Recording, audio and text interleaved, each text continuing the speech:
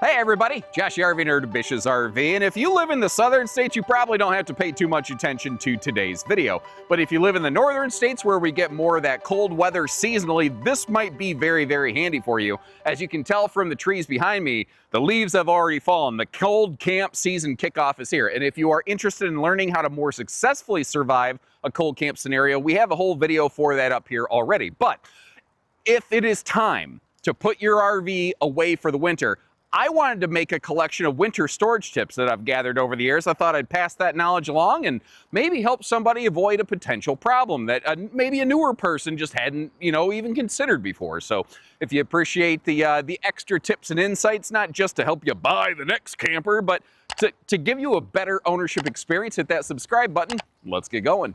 Now, it should probably go without saying, if you're going to be storing your RV for the winter, you want to winterize your RV. But if I don't mention that, there's definitely going to be one of the little Einsteins that watch this video is like, you didn't talk about winterizing. Well, yeah, anyway.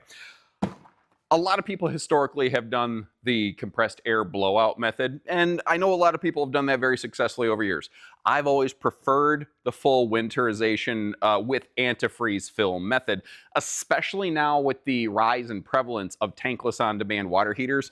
Basically, their heat exchangers just have too many little nooks and crannies where a little bit of water has a way of pooling up, and I really, especially if an on-demand water heater, I really, really recommend going the full antifreeze route. Fun little side note, one of the benefits people enjoy as a Bish's RV customer is that we have specific days we block out to winterize all of our customers' RVs at absolutely no charge. We do that a couple times every year for the lifetime that you own that RV, actually, new or used. Something I found a lot of people don't consider until springtime when it's a little bit too late is storing their soft goods. So like your blankets, your pillows, even your toilet paper. Something you're not thinking about because it's out of sight, out of mind is this RV is about to go through a lot of temperature changes, and it won't be climate controlled, so you're not necessarily controlling the condensation, and your soft goods have a way of soaking up all that moisture content and basically just becoming mildew farms. So when you go to camp the first time, you slap your head down on the pillow, you get that nice kind of smell in your mouth. And when it comes to storage, I'm personally of the belief that inside is better than outside. Essentially, weather is one of the biggest enemies of RVs, like even in the summertime. What is one of those words that is always on the tip of your tongue that you're always afraid of with an RV? That's leaks. Sunshine and water are two of the biggest, scariest, worst things for your camper, and this is something that's kind of designed to be outside, exposed to those elements. So the less you expose them to those elements, the more likely you are to reduce your problems and have a better experience. So if possible, indoor storage will help your RV just avoid those things and stay younger long-term than outside storage. And also, if possible, heated storage, even better. Climate-controlled storage, some people won't even bother winterizing their RV if they have good climate-controlled storage, just because, again, we just talked about like the moisture and condensation discussion. If that is consistently climate-controlled, the chances of mold and mildew and water buildup happening just decrease dramatically. So it costs more, but storing inside is better than outside, and heated better than unheated. But something a lot of people don't think about is leveling the RV, or rather not leveling the RV for long-term storage, especially if you're outside. If you're inside, it doesn't matter near so much. But if you are talking about an area where you get snowfall and freeze and thaw and freeze and thaw, you're going to have a lot of water runoff. And if you don't handle that, you could end up with a phenomenon called ice damming. I'll talk more about that in just a minute here. If you don't have to have the RV crazy cranked. Like I've seen some people for winter storage will completely retract the front landing gear and their fifth wheels. And that's a really bad idea because you're putting all of the weight on the fifth wheel on just the front axle. And there's a reason that fifth wheel has more than one axle, because one axle is not enough to hold the whole weight of the thing. You don't have to get stupid with it. You just need to keep it like 1 or 2 or 3 degrees off level, just enough to give that water a chance to run off when it does happen to thaw. What I'm kind of surprised people want to debate is when it's in storage, should I have the slides open or closed? I am hard of the belief that if this is going to be stored long-term and unoccupied, you want those suckers closed. Going back to the previous thing, if you don't give water an easy way to run off, And if you give water a space like you see back here, a place for like to freeze up and build ice, what can happen when water freezes? It expands. Well, if water freezes right against those seals all around that slide out, especially the top of the slide, it will lift the seal a little bit. And then when it thaws, it will allow a little bit of water in. And then when that freezes, it lifts that seal up and the water starts creepy crawling in, inchworming its way in there. That's called ice damming. And you can actually have slide out and water damage from an RV that does not have a leak because of this. This is reason number 37. I think that if you go to an RV dealership in the winter and they just leave all of their slides open, you need to get the heck away from these people because they do not care about the condition of that RV. They only care about selling you the next one. So I 100% prefer the idea of having slides closed, not only for ice damming, but just snow buildup, extra weight where it doesn't need to be, or if you're parked around some kind of trees and you get a really heavy ice storm, I've seen that bring down not just branches, but entire trees. The less surface area you have exposed to the weather, the less opportunity you have for that thing to get banged into and smashed up. Now, the question I see all the time is, hey, this thing's in storage. Should I have the jacks down or the jacks up? I personally really prefer the jacks up, simply for the reason that all those little four-legged critter friends that like to run around, it just gives them fewer ways to climb up the RV and get in. Now, obviously, you're probably still going to have a tongue jack or front jacks down. You have tires touching the ground. You're never completely isolating this thing from the ground because we haven't yet discovered the secret to the anti-gravity magnet pads or whatever they use in Back to the Future on the hoverboards. But the point I'm making here is the fewer ways I can give critters to climb up and access this, the better. That also limits the number of points that could potentially, if the ground thaws or something like that and the RV shifts and sinks a little bit, it limits the number of points that could get stuck in the mud and like get frozen and really cemented in place. Because I don't know if you've ever had the pleasure of trying to dig one of these things out when the landing gear has sunk or something like that. It is not fun. Now, I understand someone's going to say, yes, but more points of contact means more weight dispersion, means fewer opportunities for that to happen. We have other things we're going to talk about to address that. Let's talk tires. This is something a lot of people don't think about because you're putting the RV away. You tend to only think about tires going down the road, but you want to also be aware of your tires while they're in storage. Anytime, whether you're looking at traveling or storing the RV, you really want to be on top of the tire's PSI, keeping it properly inflated. There's a lot of reasons for this, but suffice to say, you want to keep your RV's tires inflated, and you almost want to check them a couple times through the season if you possibly can access the RV, because it doesn't matter what tire brand or anything like that. Essentially, every tire is inclined to lose about 1.5% of its pressure, its PSI currently, for every 10-degree shift Fahrenheit the weather makes. I don't know what that turns into in Monopoly degrees, sorry. But for every 10 degrees it gets colder, that tire, no matter what RV it's on, or if it's American-made or import tire, is going to be inclined to lose about 1.5% of its PSI. So if you put this thing away when it's 70 degrees, and it potentially gets, very, very cold, you could end up with a tire that does not have proper inflation and can end up developing flat spots or weird creases and all kinds of problems. And while we're talking tires, if they're going to be exposed to direct sunlight, I really do recommend some kind of tire cover or something, even if it's just an old piece of wood that you just lean up against the trailer and like wrap a bungee cord around the tires just to keep it away from the sunshine. Because again, anything that's petroleum based, the sunshine is your enemy. It is slowly eating away and deteriorating at it. And the more you can keep it away from that and slow down that weather checking process, the happier you're going to be. Also, I really recommend putting something under those tires to help avoid direct ground contact. Frankly, I kind of like that idea, even if it's inside. One of the biggest reasons, though, especially for outside storage, is you just really reduce the amount of moisture that can build up and freeze around those tires. And I'm not saying you need to go spend, like, I'm not making this video so that you can go spend a bunch of money. I don't care if you do choose to buy accessories. You might notice I'm not leaving you an Amazon affiliate link. I'm not trying to to make money for myself or Bish's RV off this video. That's not what this is about.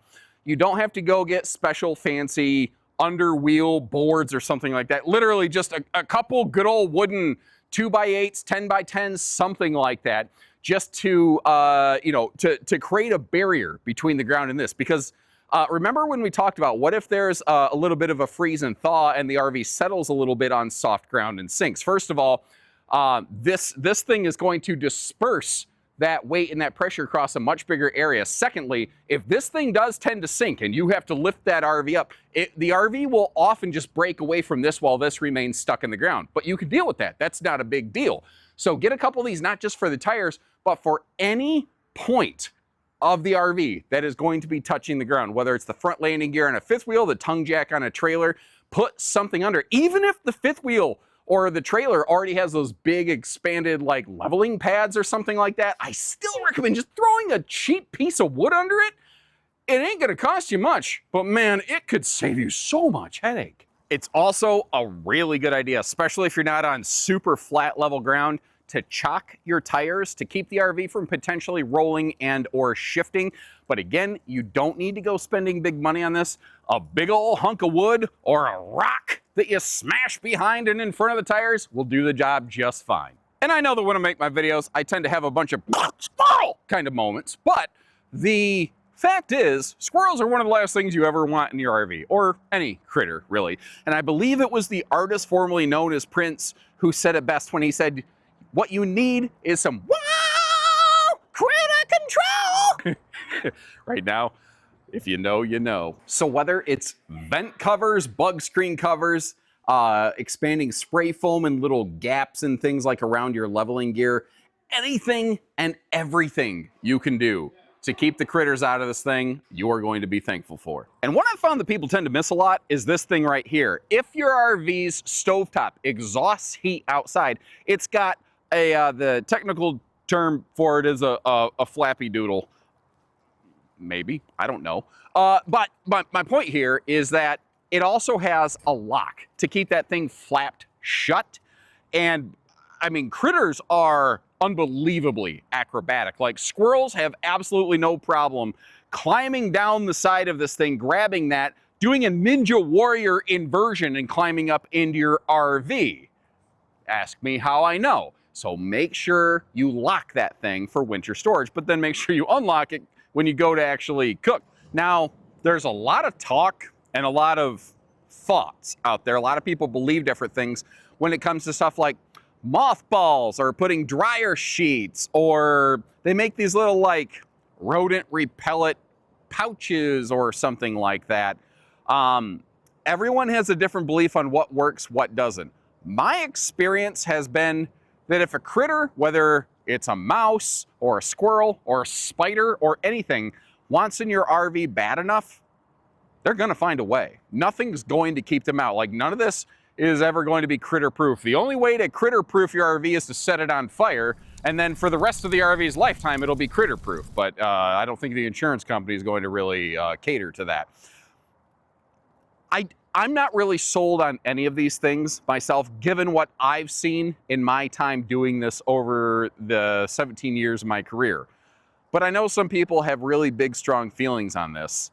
Like I've seen people say, oh, Irish Spring soap keeps mice away. I've seen mice chew on Irish Spring soap. I'm not sure I believe that, but I know some people really do. There's not a lot of data on this. There's no real testing. There's just a lot of theory. So what I'd like to do for this is open this up to the class. What homebrew or off-the-shelf solution for critter prevention stuff have you found and believed to be successful? If you're willing to leave a comment and share that, I don't know, maybe it'll help somebody. Another thing that can really help with critters, but frankly is just a good idea if you're putting this thing away for long-term storage, is clear out your cabinets. Specifically when it comes to food items, especially perishables, because there's nothing like taking your RV out of storage only to find out that something has been rotten in Denmark for the entire winter season, and this thing now smells like a mortuary inside. And where that's especially true is your refrigerator. Obviously, you want to take this out. Now, your fridge, it's also really a good idea to clean it out and kind of sanitize it just to kill any potential bacteria that could grow up through that long-term storage season. And just like I've done here, it's a really good idea to just leave the cabinets open where you can, assuming they're not behind a slide out where they could get crushed and caught if you're not paying attention. But what cabinets, and especially the refrigerator, you can keep open is going to be beneficial because one, again, this thing is going to go through a lot of moisture content change in the air on the inside. And if you have closed cabinets, it can kind of give that stuff a place to sort of build up, potentially get musty, moldy, mildewy. And you want it to be able to breathe out. Now, refrigerators, how you accomplish that can vary a little bit. A lot of newer RV refrigerators actually have a little tab that you can flick on like the handles for a winter storage mode that will let it kind of latch, but not fully, so it can always breathe a little bit. Not all of them do that. Some of them have these little separate plastic doodads that you actually splice onto the handle, and it will accomplish that for you. And some of them, you just want to leave gaping wide open like this if you possibly have that opportunity. Again, just so that they breathe and don't turn into penicillin farms. On the food note, I've seen some crazy stuff in trade-ins. I've had people trade in RVs in the spring that they haven't touched since last fall.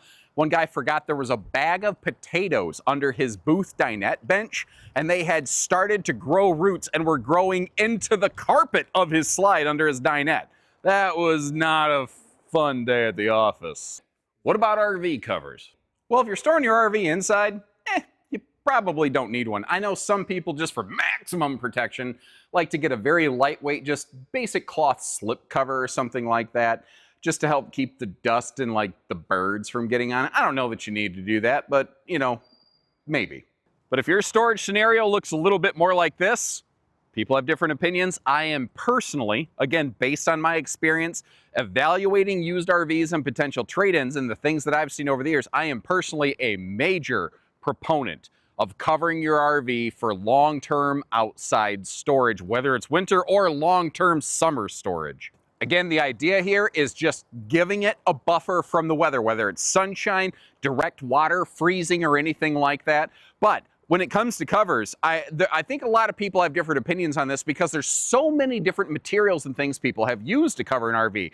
Like, I know some people will basically build like a skeleton of like a carport with just a rooftop cover on it. Frankly, that's a really great way to go. It costs a couple bucks, but you can just drive under it, unhook, and be done. You don't have to pull a cover out of a bag and get almost divorced from your spouse trying to put this thing on, because they can be a bear sometimes, depending if you're not really familiar with the process. I know some people are like, nah, it's better if I just do it alone because I want to stay married. Totally get it for, you know, some people for tax reasons. But I like the idea. The thing is, there's covers you should use and covers you shouldn't use. The type of covers I don't think you should use are like those old blue tarps or something like that, because they don't breathe. You tend to end up with a, they end up holding a lot of moisture under them, and you can end up creating a big old mold factory on top of your RV. The kind that I recommend are the more expensive ones. If you're going to get a cover, just get a good one. And my experience has been, if you keep that RV long term, it will repay its cost to you in terms of its resale or trade value. They like these better covers have, like, you know, they're multi-layer, like Adco Designer Series, I think, is one of the ones that I've seen better results on over the years, where it's like a 7-layer composite. And a lot of them even come with tire covers to help protect those, but they're breathable, so that they can still allow, when it's a little bit windy, airflow to get in there and kind of wick away the moisture that's under it. Now, quick pro tip when it comes to RV covers, go get yourself a pool noodle, cut a chunk of it off, and sleeve it over your rain gutter downspouts, because those are kind of sharper points that could punch through the cover more easily, and it helps blunt that out significantly. And I know some people have had bad experience with RV covers, even a really good one that was more expensive. I understand that. It's not 100% of the time. What I have found is that most of the time when somebody has a bad experience with a cover, it's because they have the wrong size cover, so there's too much slack on their RV, and it tends to flap around, and that, you know, that extra kinetic motion creates problems. Where you want to measure is from like the tip of the nose cap of your RV to effectively like the back wall. That is what you want to measure when you're determining what size RV cover you need to pair up with this. Because if you try to go from like the tongue jack to the back of the ladder, you're going to have too much slack and you're being like, man, this thing feels like a giant burlap bag flapping all over my camper. And the flapping effect could actually end up damaging stuff if you're not careful. And in almost all cases, when it comes to especially RV winter storage, I really generally recommend pulling that battery. Now, I have a whole video dedicated to why people's RV batteries go dead a lot faster than they think they should or you would normally expect. So maybe take a look in the video description for the link to that, assuming I remember to leave that to you to learn more about it. What I want to give you as quick as I can is kind of the Cliff Notes version of it. The long and the short of it is that RVs have more technology nowadays that a lot of it doesn't turn off. It just goes into standby. And a lot of RVs have something constantly trickle drawing off the battery. It's called parasitic load, and that can cause your batteries to become empty. And I know that a lot of RVs have disconnects. What's amazing is that a lot of things are still directly hardwired to bypass a disconnect and still pull a little bit of juice off that battery. And there's always somebody that watches this and says, that's BS. A disconnect should totally disconnect the battery. I agree. But they don't always. That's why I'm sharing this with you, so you don't end up in that situation. There are some newer RVs, like some of your Keystones, like your Cougars, have a battery disconnect on steroids that will 100% disconnect the battery from everything. But even then, every battery has a rate of passive decay and discharge, and this can be a problem for long terms. So let's say we're talking flooded batteries, like a common marine lead acid battery. Of the 100% of that battery that exists, you can only use the top 50%. And if it discharges below that 50% mark, you're damaging the battery and it will never be able to fully charge back to 100% again. You reduce the total top amount, so your available battery capacity gets reduced accordingly. Well, you do that enough times and your battery's toast. And the further you discharge below 50%, the more damage that occurs. So over one winter, you could significantly end up damaging a flooded battery. Not to mention, if it gets too darn cold and those cells freeze up and potentially rupture, it's no longer any good to anybody. Now, lithiums are a horse of a different color. Lithium batteries, you can use 90% of the 100% that's available, and if you do tend to fully deplete and discharge it, typically a lithium battery will charge right back up 100%, no problem. Thing with lithiums is they can't accept a charge if it's too cold, so a lot of lithium batteries have a self-heating unit that when it gets cold will kick on and end up depleting the battery. So when you go to get the RV out of storage, yeah, the battery could be recharged, but a lot of times the battery's sitting there dead. And a lot of people who spend extra money on lithium batteries are worried about thieves grabbing these things and the battery growing legs and walking down the road without them. So it's not a bad idea to pull that anyway. So what should you do? Well, a lot of folks are gonna say, well, my RV has solar on top. That should take care of this, right? Remember, we're not talking about just general storage. This video is specifically designed around the idea of winter storage, areas that get snowfall. If snow falls on that solar panel and it can no longer see the sun, that solar panel is good for two things, jack and squat. So solar is not necessarily the survival answer in cold weather. Not to mention, if it gets cold enough, flooded batteries can have troubles anyway.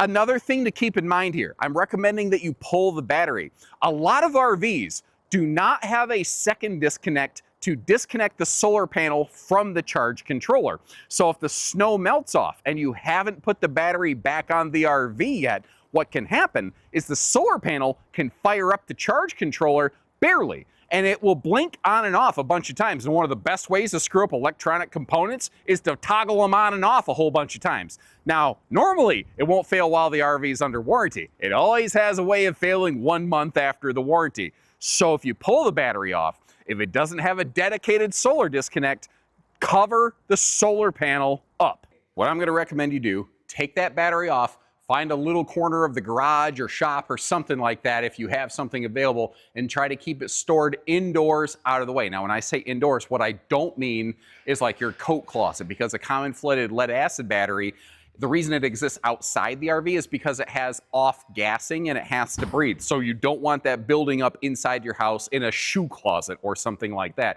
Put it off in the corner of the garage. It's kind of an old wives' tale, but it still feels right to me. I like to put a board under a battery. I don't like to put a battery in direct contact with the ground. It probably doesn't matter, but it also doesn't hurt anything to do that. It just feels like another way that your ground temp is not going to direct touch and cool that battery. That's just a thing I like to do.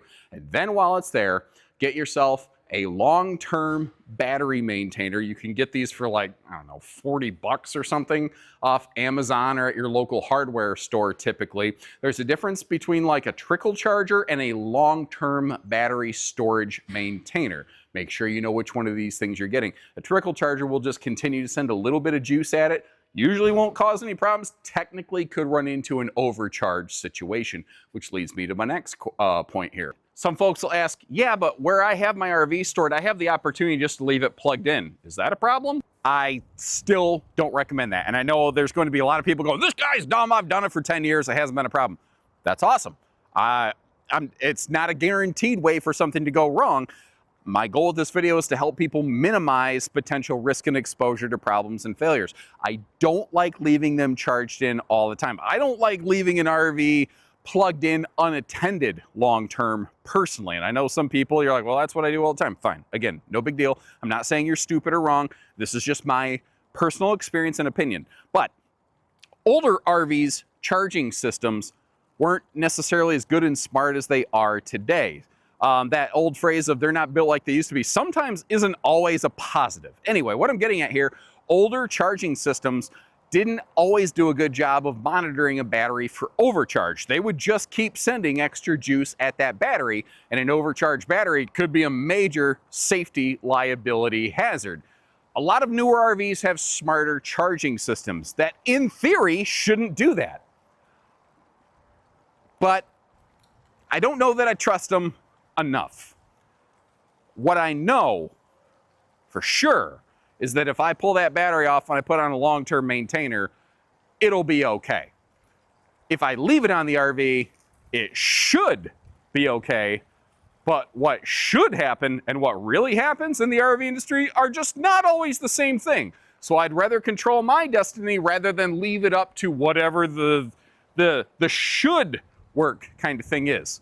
You do whatever you want to do with your RV. That's what I would do if I had one. And something people very often forget to do, whether it's the case of like a motorized RV with an engine or a generator, is treat your fuel. My first year as a homeowner, I didn't do this with my lawnmower because I was a dumb kid who didn't know any different because Dad always did that stuff. And, you know, I had a gummed up carburetor. When you leave fuel long-term stowed like that, it has a way of just kind of fouling up and gumming up a carburetor, and it can be fixed, but you could also avoid it with just some simple fuel additive. And frankly, I don't even really know how those companies stay in business because I bought one jug of that stuff about 10 years ago, and it's still about 1/3 full. But it works. It works like a fox, basically. This is also one of the reasons I really prefer propane generators on RVs, just because basically you can just like abandon them for 5 years and then show back up and they're gonna run. What about security? Well, if this thing's going to be stowed long-term and you're not gonna be eyeballing it, it feels unattended, it might seem a little more attractive to the more unscrupulous types. And thieves are kind of like rodents in that if they really want to get something, they'll probably find a way. But typically, a lot of thieving type people tend to be more lazy by nature. So if you can just make it a little more difficult for them, they'll tend to follow the path of least resistance. So if you are worried about that, there's all kinds of different tongue locks and all sorts of things. I don't have a lot of experience with any one more than another, so I don't know which one I would recommend here for you. But again, this is one I'd like to open this up to the class. If you have some input, something it's given you peace of mind, share that, and I don't know, maybe it'll help somebody feel good about their thing too. And that's what I have for you today. Oh, that was a dumb thing to do. Walked out looking right at the sunshine. You appreciate today's video? If you're new with us, maybe hit that subscribe button. I always try to put info like this out there. If there's something else you'd like to learn about, leave me a note. I'll do my best to help you out with that too. And, you know, if nothing else, if you know somebody this could benefit, maybe share it over with them and let us know we're doing a good job. Because again, the goal is not just sell you the next one. What about the people who already bought an RV? We want you to be happy with it too. That's our #1 goal here. So if you appreciate what we're doing, hit that like button. We'll see you again. So take care, stay safe, have fun, and happy camping, everyone.